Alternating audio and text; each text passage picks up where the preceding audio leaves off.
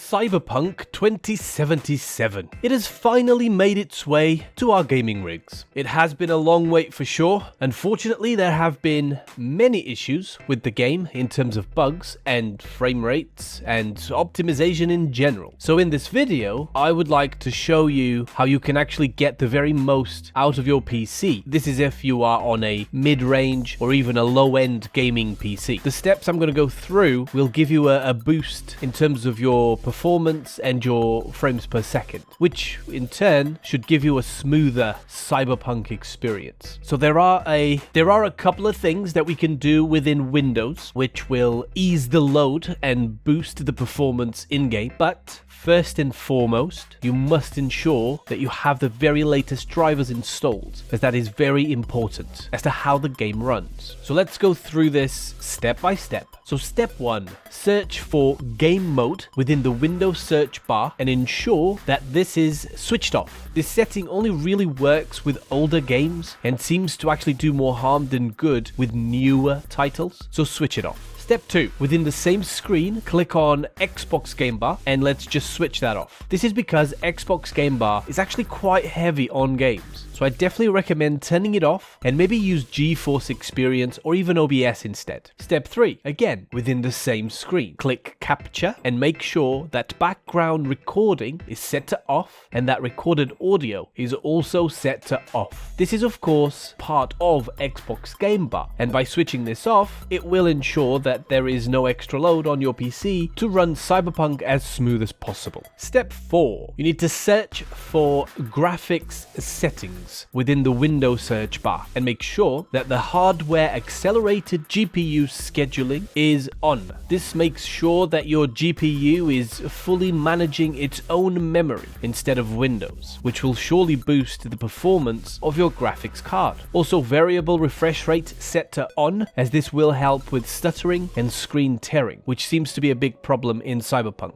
Once you've turned these on, you will need to restart your PC, so please make sure you do that. So these changes within Windows will actually give you quite a nice boost to overall performance and frames per second. We'll now go through the in-game settings, as there are definitely a few tips that I can offer you as well to boost the FPS and the quality of the game itself. So continuing on, step 5, make your way to the settings, and under the gameplay tab, I would recommend setting crowd density to medium or even low if you're using an older GPU. If you're using a hard drive instead of an SSD, definitely turn on the slow hard drive disk mode, slow HDD mode. And finally, I recommend setting enable analytics off, as this is just using unnecessary valuable CPU and GPU power. Step 6. Now under graphics, let's go over all these different settings. Of course, you can play around with these to see how your system copes, but just be aware that every time you make a change within these settings, you should always restart the game, as Cyberpunk, for whatever reason, only seems to actually apply any new changes to the settings once the game is restarted. So let's start. Texture quality should be set to medium for the best performance with lower end gaming systems. Your field of view should be left as the default value or even lower. The higher the number, the more will be visible on screen, which will of course require more GPU to render, so the lower the better the performance. In terms of film grain, chromatic aberration, depth of field, lens flare, and motion blur, I would recommend that you switch them all off, but they are really a matter of personal choice, as they don't really have that much of an impact on the GPU, but in any case, to get the most out of your GPU, I would just switch them off. So then contact shadows, you can set that as on. Improved facial geometry, you can turn that on. For anisotropy, 8 for older GPUs and 16 for mid-range and above would be just fine. The local shadow mesh quality, you can set that as medium. The local shadow quality, also medium. Cascaded shadows range can be set to medium. Cascaded shadow resolution can be set to medium. Distant shadow resolution can be set to low. Volumetric fog resolution and volumetric cloud quality can both be set to low. The max dynamic decals can be set to medium. Screen space reflections quality, or SSR, can be set to low. Subsurface scattering quality, I would say set it to medium. Ambient occlusion should be set to low. Color precision should be set to medium. Mirror quality should be set to medium. And the level of detail should be either medium or high. You should probably test both and see how your system copes. Of course, ray tracing will be set to off for folks like us, as well as DLSS. If you do have a DLSS, then I would 100% recommend that you turn that on and either set it to performance or even just auto. That would of course also mean that you do probably have ray tracing. I would not use that. That seems to have a huge impact on your frames per second and the overall performance of the game. So I would still leave that off if you do have ray tracing with your GPU. For step 7, under video, if your GPU supports VSync,